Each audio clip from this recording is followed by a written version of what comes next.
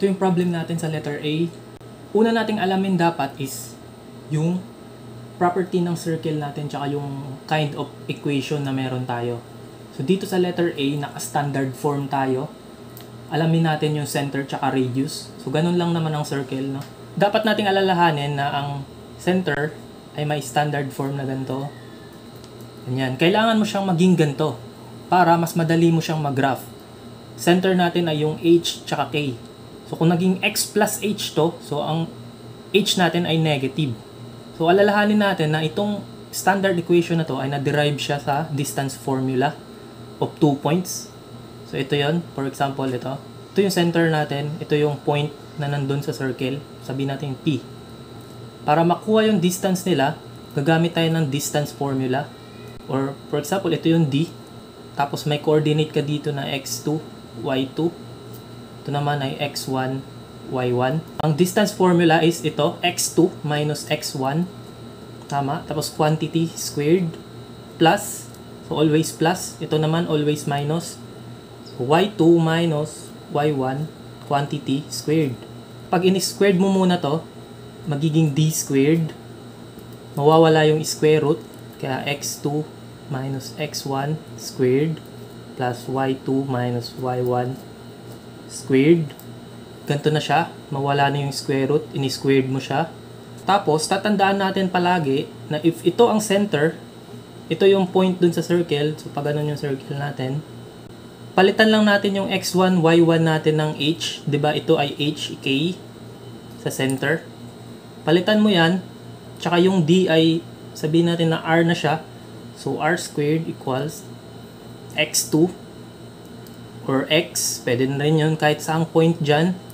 So, minus h squared plus y2 or y kahit saan dyan. Minus k. Ang y1 natin ay k quantity squared. So, ito yun. So, yan yung palagi natin tatandaan na ganun siya. Kailangan tayong mag-arrive dito sa standard equation na to. So, sa letter A natin is naka-standard equation na siya. So, pwede mo nang direct kukunin mo na yung h and k. So, yung h ay 4. Yung k ay negative 8. Bakit naging negative 8? Kasi y plus 8. So, ang equation natin ay palaging y minus k. So, negative 8 yung k mo. Yung radius or yung r squared, ito, equate natin siya sa 100. Tama, kasi 100 yung r squared mo dyan. So, square root mo siya. Square root mo siya.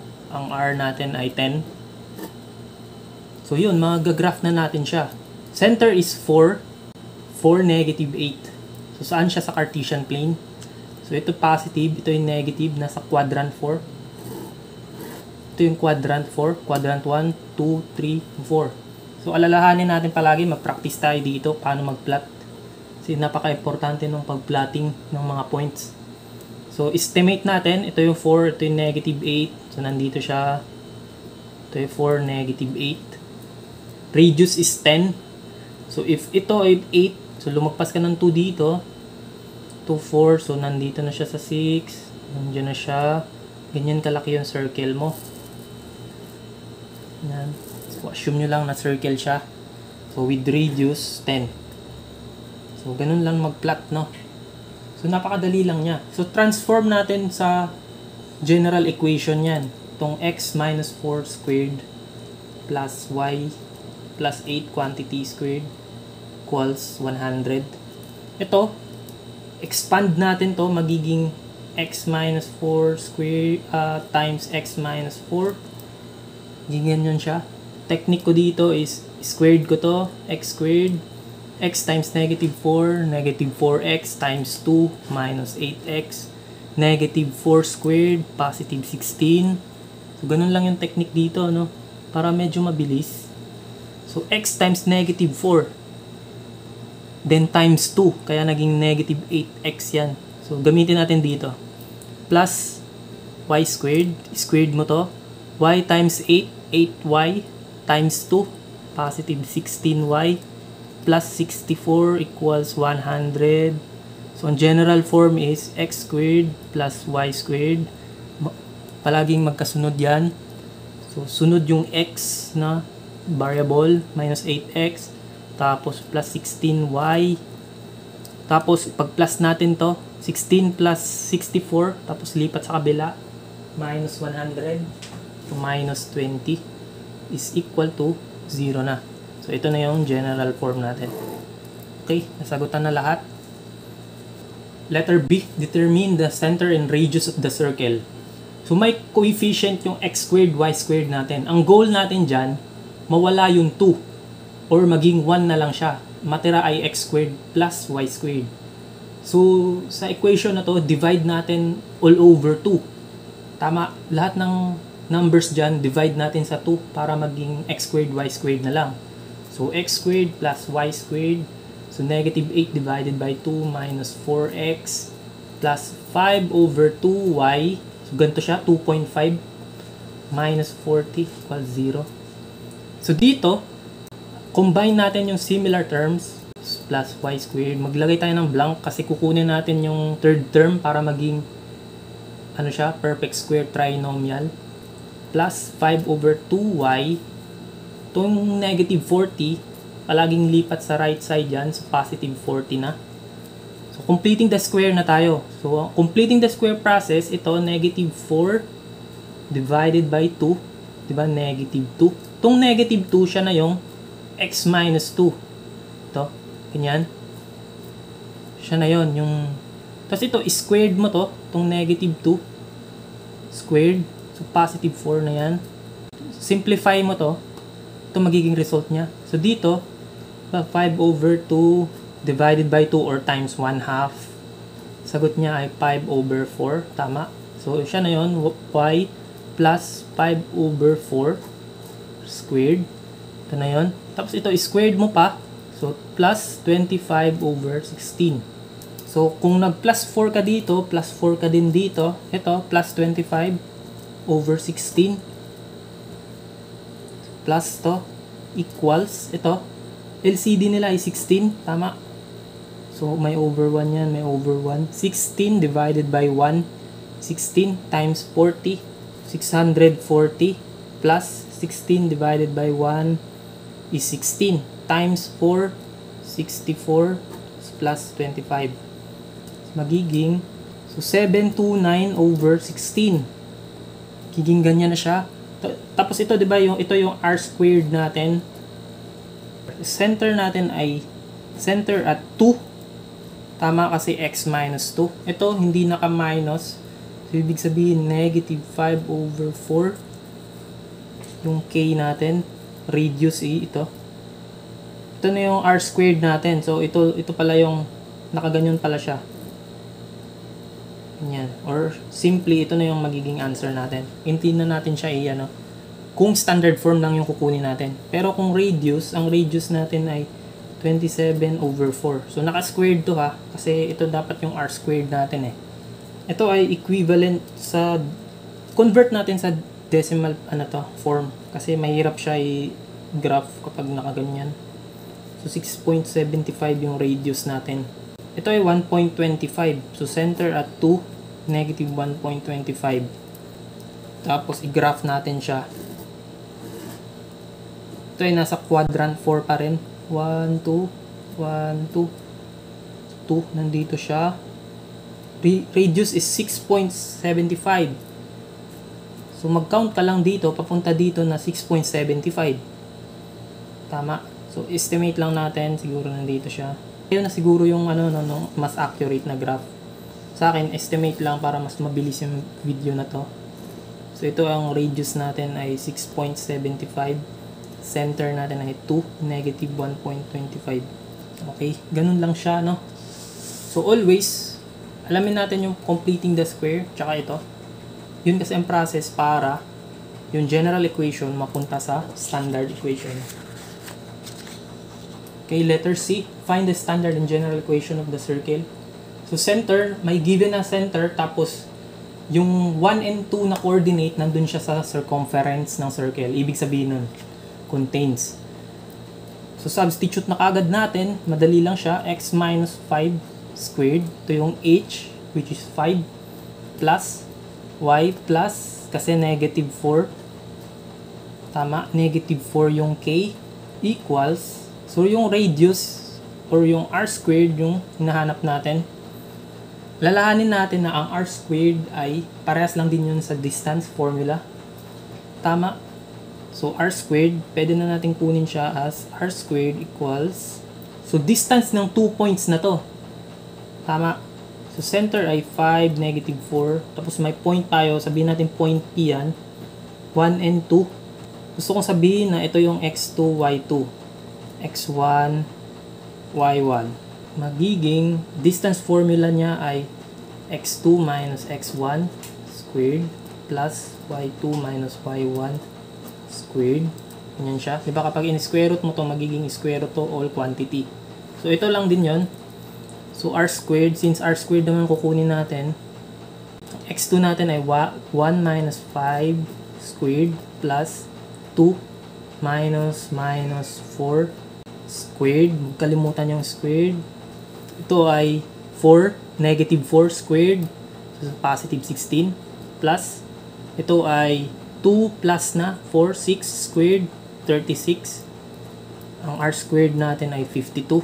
Final answer natin ay x minus 5 squared plus y plus 4 squared equals 52. So find the standard equation lang naman eh. Ito yung sagot natin. Okay. So, ganun pa rin, no, sa letter D. Center, pero tangent to the x-axis. So, dito, mas madali siyang maintindihan kapag ginraph natin. So, may center tayo. Nasa quadrant 4 yan kasi positive yung x, negative yung y. So, ito yung 5, negative 4. 5 yung x. So, dito, papunta dito is 5. Tama. Ito naman is 4. 4 units. Tangent to the x-axis. Saan dyan yung x-axis? Ito yung x-axis.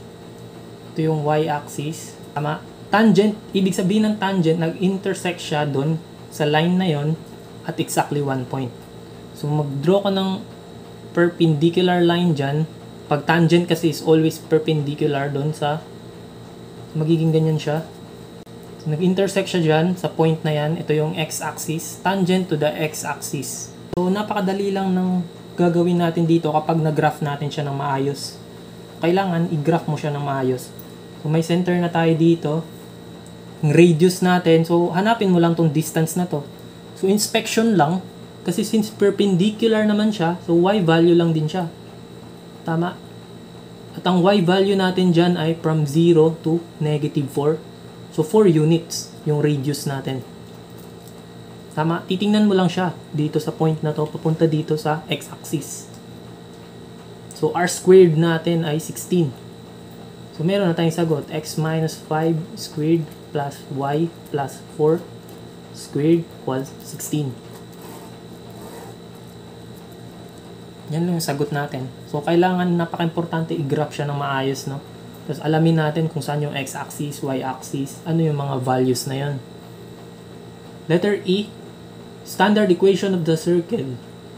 So, ito naman is tangent to the line y minus 3 equals 0. Ano yung y minus 3?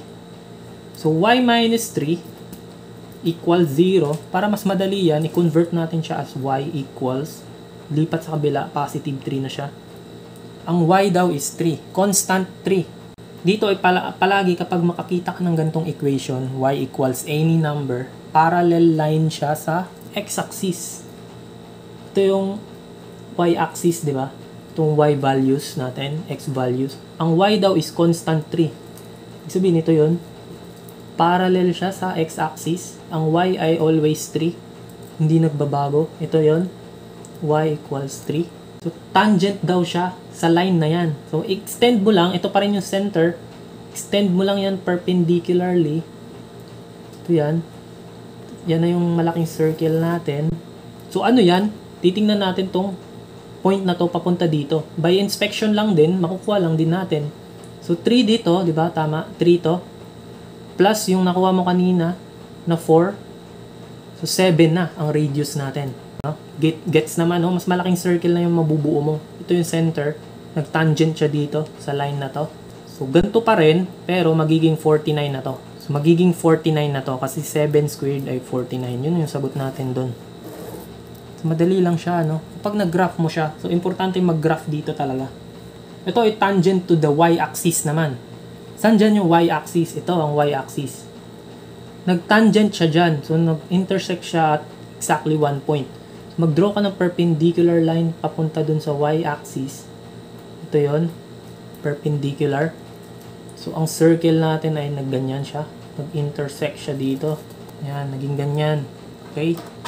So, ang radius natin dyan ay ito, papunta dito.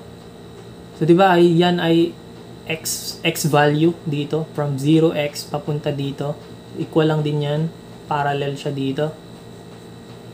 Tama. So, ang radius natin ay ito, 5. So, copy mo lang to, magiging 25 na to. X minus 5 squared plus y plus 4 squared equals, so 5 squared, kasi 5 yung radius, 25. Sagot natin doon. Paano naman yung tangent to the line x equals negative 2? So, di ba ito ay y equals 3. So, yung x is negative 2, yung x values naman yung constant. So, ito 1, 2. Dito siya sa negative 2. So, parallel siya sa y-axis. So, vertical line siya. So, ito na yung x equals negative 2. Napaka-importante, tama to, no? Kasi sa parabola, hyperbola, tsaka ellipse, may mga gantong problem na ibibigay nila. Mga vertical lines. Mga nakaganto. X equals any number, tsaka yung y equals any number. Tangent daw siya dyan. So, mag-extend ka ulit dito. Perpendicular dyan. Ilan yan? So, 2 to. Tama. 2 units. Plus yung nakuha mo kanina na 5 units. So, 7 units din. So, the same answer lang din dito. X minus 5 quantity squared. Y plus 4 quantity squared. So, 2 plus 5, 7 squared. So, 49. Ayan yung sagot natin. So, last number. Find the standard equation of the circle with center 5, negative 4, and tangent to the line. So, may line tayo na given. May shortcut dito, no? Tapos, yung mahabang solution nito, nandun sa isang video ko. Sa part 1 ng circle. Yung pinakaunang na-upload ko na video. Pero dito, shortcut yung gagawin natin dito. Itong line na to, gagawin natin siya into general form. So, sa lipat natin sa left side yung 2x. Magiging negative 2x plus y. Lipat yung negative 3 sa kabila. So, positive 3 equals 0. Ito yung general form niya or general equation ng line. Ito ay A. Itong negative 2 ay A. Ang B ay positive 1. Ito. Ang C ay positive 3. Ito. So, A, B, C. So, A, B, C. Tapos, may center tayo ng 5, negative 4. So, para makuha yung radius niyan, tangent siya dito sa line na to. Ang radius ay absolute value ng A times H plus B times K plus C. Absolute value sign. Square root of A squared plus B squared. So, ito yung formula niya. Yung shortcut method. So, yung long method nito, nandun sa isang video ko. Yung pinakaunang video na in-upload ko sa channel. So, radius ay negative 2 absolute value times, ang H natin ay 5 plus 1 times negative 4 plus 3. So, absolute value. Square root of negative 2 squared plus 1 squared. Yung B natin is 1. So, radius ay absolute value 11 over square root of, ito ay 4 plus 1. So, this is 5. 2 squared times square root of 5 is square root of 5. Para rationalize natin. 11 is square root of 5 over 5. Tapos, ang radius squared naman, squared natin to, magiging sagot natin dyan ay 121 over 5. So, ang final answer talaga natin ay x minus 5 squared plus y plus 4 quantity squared equals r squared. 1 to 1 over 5.